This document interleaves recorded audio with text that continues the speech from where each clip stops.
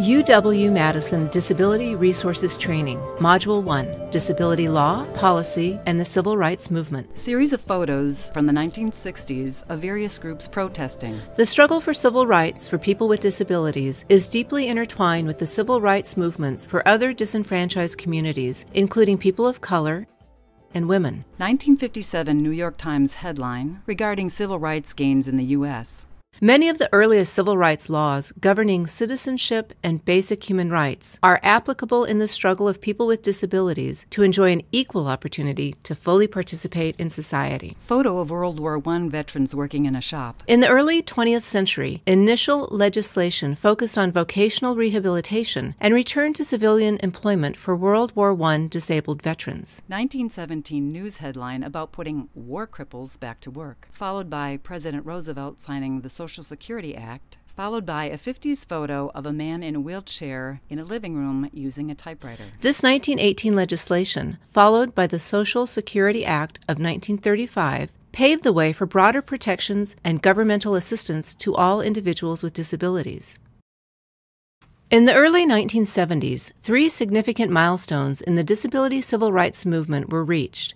First, a federal court ruled that every child, no matter the nature or severity of the disability, was entitled to a free, appropriate public education. The 1972 federal court case, Mills v. Board of Education. Second, a new federal law provided that no handicapped individual could be excluded from, denied the benefits of, or discriminated against under any program or activity receiving federal financial assistance. The 1973 Rehabilitation Act and Section 504. Finally, Public Law 94-142 required a free and appropriate public education in the least restrictive environment, which led to the inclusion of students with disabilities in mainstream K-12 educational settings. Images of news stories regarding civil rights and disability laws, and headline that President Bush signed the ADA. These laws and other landmark civil rights laws providing protection against discrimination on the basis of race and gender laid the groundwork for the Americans with Disabilities Act in 1990. The ADA provided protection from discrimination on the basis of disability and the rights to inclusion and participation in public programs and services.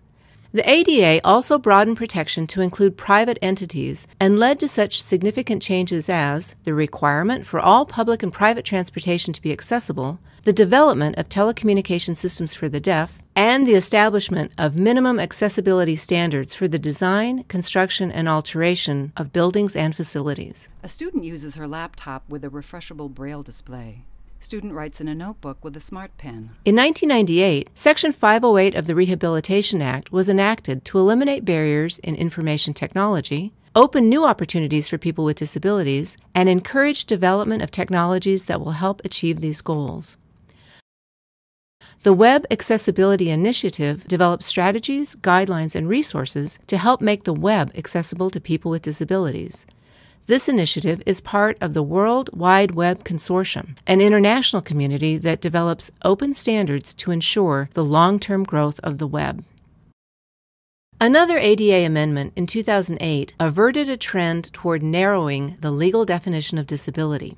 Instead, the ADA, as amended, expanded the protections of the original ADA to include more individuals with less severe impairments. It clarifies the original anti-discriminatory intent of the law and makes it easier to determine disability status. Additionally, current law considers even impairments that are in remission or are episodic to be disabilities if the impairment would substantially limit a major activity when active, for example, cancer, epilepsy, or post-traumatic stress disorder.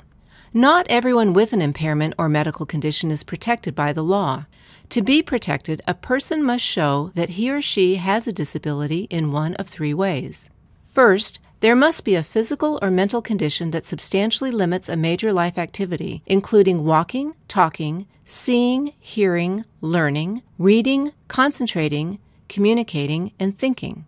Under current law, disabilities may also include substantial limits to major bodily functions, such as functions of the immune system, cell growth, digestive, bladder, and bowel functions, neurological and brain functions, respiratory and circulatory functions, endocrine functions, or reproductive functions.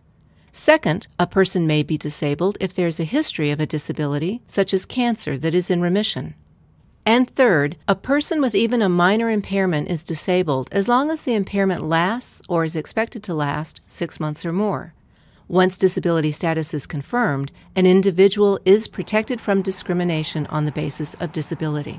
A student in a wheelchair with her service dog consults with her McBurney counselor and is seen in a classroom setting. Following the disability determination, a separate assessment of a need for accommodation is conducted. The purpose of an accommodation is to provide the individual with an equal opportunity to participate in the same programs, services, or activities available to others in the community. An ASL interpreter signs for a woman in a small classroom, followed by a man carrying boxes using an automatic door opener. Accommodations may be provided specifically to an individual, for example, a sign language interpreter, or an accommodation may be incorporated into the environment, as in the cases of curb cuts, accessible web pages, and automatic door openers. Are not intended to confer advantage, lower performance standards, or guarantee success. Adaptations and accommodations that are intentionally built into the environment are examples of universal design.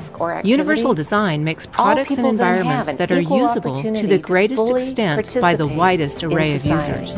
The benefits of universal design are not limited to individuals with disabilities. Parents with a baby stroller use a curb cut. There are many examples of universal design in daily use by the general population. For example, curb cuts benefit parents with baby strollers, and open captioning is commonplace in venues such as a sports bar where multiple TV screens are provided for simultaneous viewing.